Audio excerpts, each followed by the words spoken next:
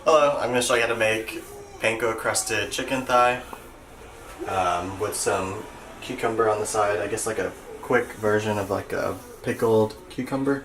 So I'm going to take my cucumber first and just start making some slices. So I'm just going to stick my cucumbers in here. I'm going to take rice vinegar. Normally I'd probably use regular vinegar if I had some, but I just have rice vinegar. And I'm just gonna splash a little bit on there. You don't really need a whole lot. And then I'm gonna season it with some salt and some pepper. I'm gonna take that and I'm gonna mix it around just so that all the seasoning gets everywhere. And then I'm gonna take this and stick it in the fridge. And you don't have to do cucumbers. You could do like just any sort of vegetable. I just like cucumbers because they're refreshing. Next, we're gonna start on the chicken thigh. And you're going to want to have ready 1 egg, and then here we have our panko breadcrumbs. Right here we have flour. So before I start on this chicken and cutting it up, I'm going to take some oil, some regular vegetable oil. For me, what works for me is just adding enough oil so that it reaches about halfway to 3/4 of the way up the chicken, depending on how thick you have it. So we're gonna start with this chicken thigh, and if you want, you can remove this whole skin, but I like the skin. There's usually some excess skin on the side though that I usually cut off. But one thing that we do have to do before we start putting anything on this chicken is removing the bone. So the way I do it, I just kind of just go really close up to the bone and start cutting into the meat. Just trying to find with my knife the edge of the bone, and then once you start cutting in, you'll start to see the bone a little bit more. I'm not an expert at this, so I just kind of wing it. If you want to, you can just skip this whole step and just get boneless. But for me, it's not really a problem to do this.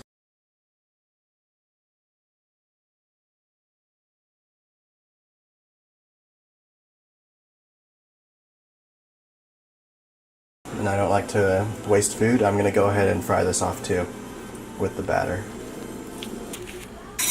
So now next step is seasoning the chicken. So there's 2 ways that I could go about doing this. I could season the flour that I'm going to put onto here with all the spices that I want.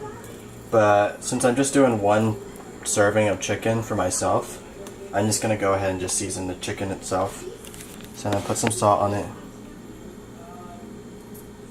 And then I'm going to take some pepper. And I'm going to do some garlic powder as well. And normally if this is in a big bowl, then you just throw the chicken in this flour, but I'm just going to dust it on. Just so I don't have to waste flour. You can dust it on to make sure it coats the chicken evenly.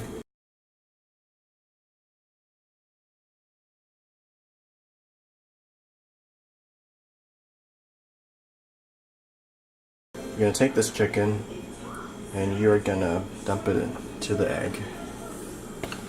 And you just want to evenly coat this chicken. And then I'm going to take my panko breadcrumbing and just lay it on the bottom here. And then I'm going to take some more breadcrumbing.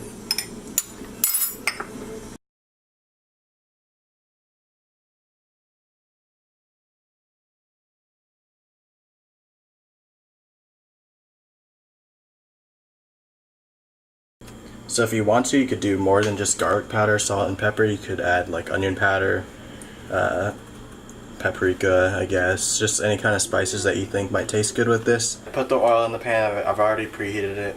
Usually when I'm dealing with like an electric stovetop, I'm going to set it to kind of medium-low. So like around 4, a little bit less than medium. So now you're going to want to put your chicken in away from you, like so.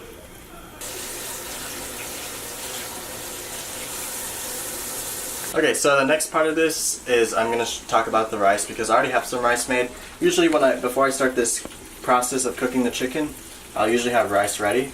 The way I make my rice is I take 1 part of rice to 2 parts of water. I put it all in a pot like this or something bigger if you're doing bigger servings of rice.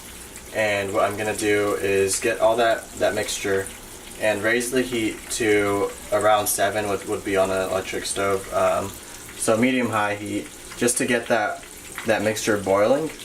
And so I'm gonna once it reaches boiling, I'm gonna let it boil for a couple of minutes, just so that I know that initial heat is there. And so once it's gotten to a good point where it's boiling, I'm gonna cover the whole pot with a lid, and that's when I'll turn the temperature low, all the way to low, just to let it steam and cook the rice. And I'll leave it there for like 20 minutes, 20 to 25 minutes, and yeah, you'll have pretty much perfect rice that way.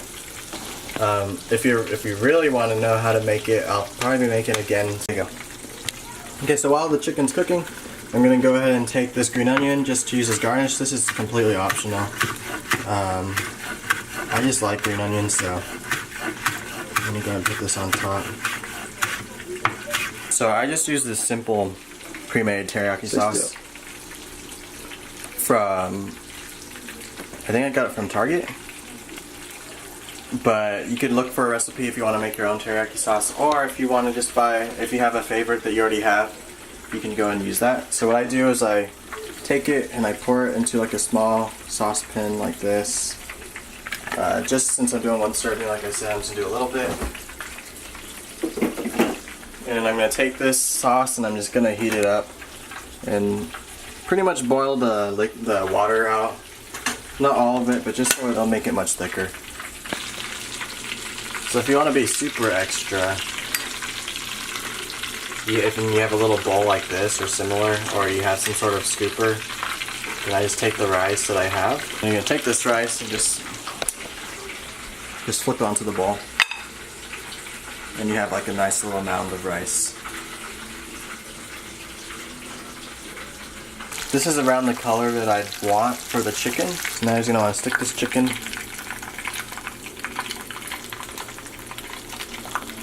long ways and make sure that the temperature reads right. Now it looks like our thermometer is about to read. It's just gone to 165 and it's going to probably reach 170. So yeah, now I know the chicken's cooked through. So I'm going to pull this out like so. I don't know. I'll try to dress it up neat, I guess. Like that. Actually, let's be a little extra, like that. So now I'm drizzle on the sauce, just to add some freshness to the dish. Lay it on the side here. And this just really is just a nice way to have a refreshing bite, to cut through all that oil. And it just tastes really good.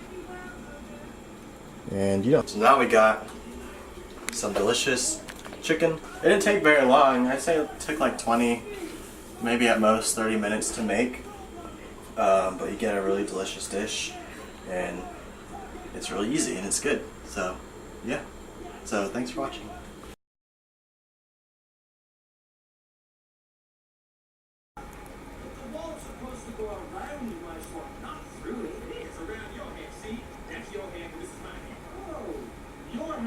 Oh.